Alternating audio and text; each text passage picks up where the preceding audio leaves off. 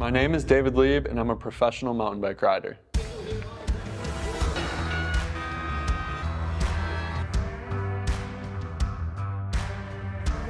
For the majority of my career, I've been living and traveling out of my van. In the summer of 2023, I picked up a Mercedes Sprinter 4x4 and began dreaming of the ultimate mountain bike rig. After careful planning, I decided to dive right in and start building. Follow along to see how I built the ultimate mountain bike van.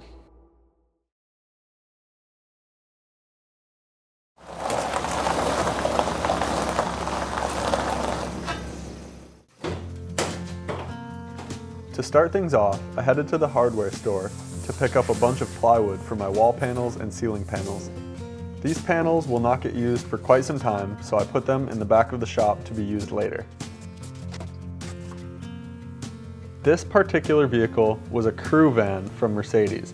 That means that it has a factory ceiling, floor, and rails for a back seat.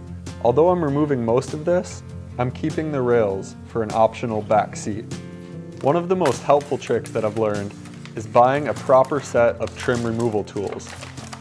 Having the correct trim removal tools makes removing all of the factory panels an absolute breeze. This headliner is attached with lots of pop pins. It takes an immense amount of patience to chip away at it, but eventually you'll see the light at the end of the tunnel.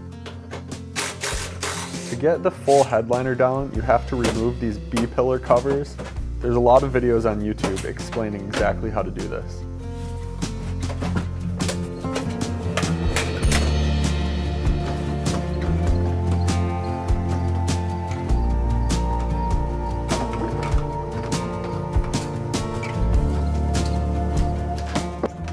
The next step in this process is to remove the overhead shelves so that you can get behind the front headliner. Behind the front headliner is one of the most critical places that you want to make sure to insulate well. Getting this down was especially tricky and took a lot of patience. You want to be extra careful as there are wires behind it and you don't want any of them coming undone. A helpful tip is to find as many random objects as you can to support the headliner while you do your work above it.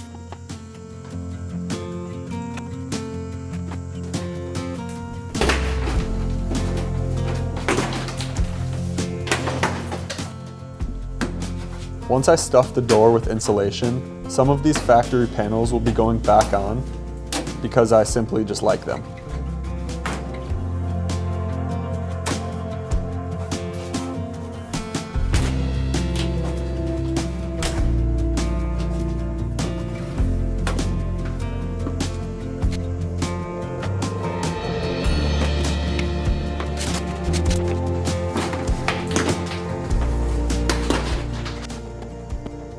In some of my other van builds, I neglected insulation in the doors, but since this van is black, I'm doing everything I can to make it as well insulated as possible.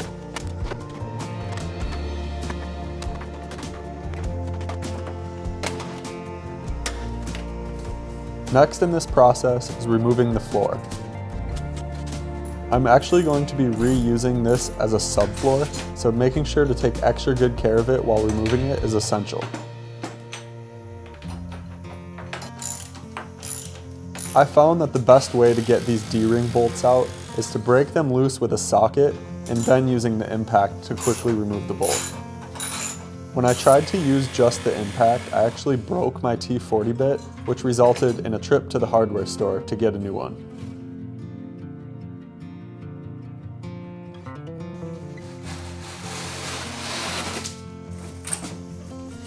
I especially love the stock Sprinter floor. It comes out in two pieces to make handling easier for one person, and then it serves as a perfect template for any flooring installation or flooring that you do later. Now that everything's out, and since my van was used, I'm going to do a deep cleaning before I install anything.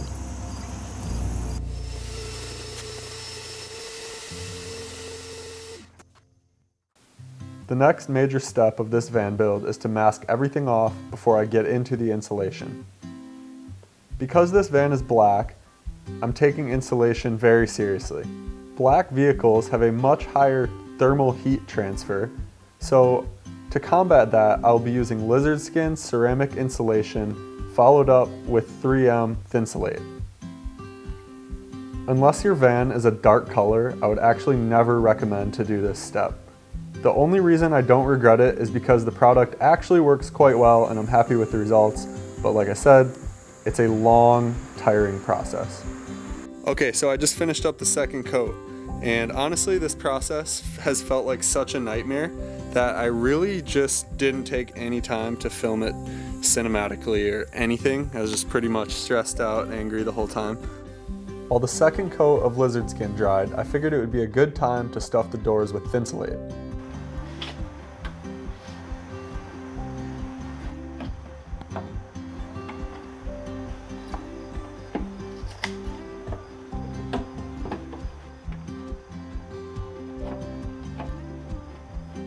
After finishing the insulation in all the doors, I figured now would be a good time to reattach all of the panels that I planned on reusing.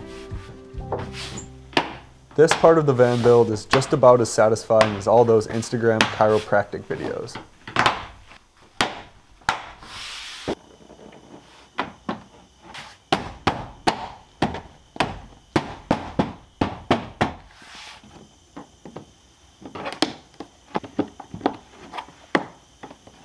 Now back to spraying.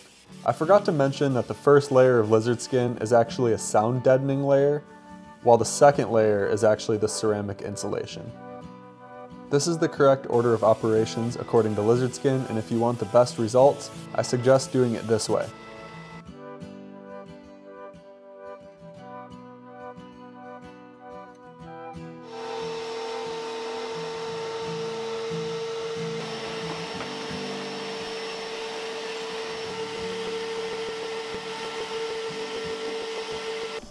With the lizard skin done and the van nice and clean, it's finally time to unmask everything.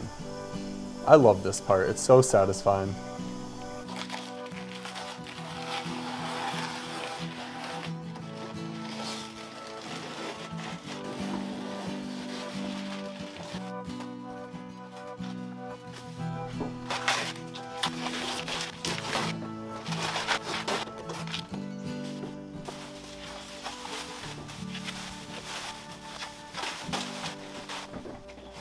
With everything unmasked, I figured now would be a good time to throw some insulation behind the headliner and get everything in the van back to a drivable state.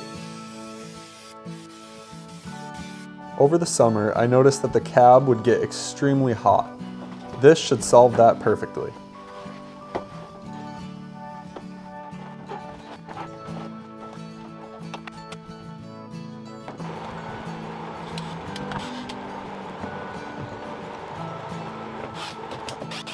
As I reinstalled the overhead shelves, I took this moment to install a bracket for the future overhead shelf.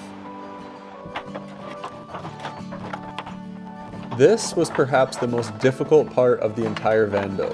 Relocating the factory wire harness inside of the walls was so frustrating, but luckily there's a YouTube video from Moonraker Design Co. that explains it much better than I ever could.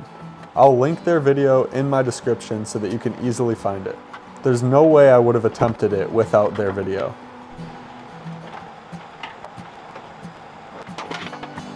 Finally, it was time to reconnect the taillights and put everything back in place.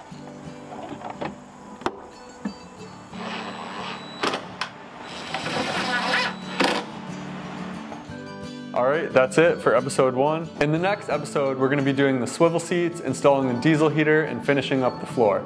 Subscribe if you want to see more, and thanks for watching.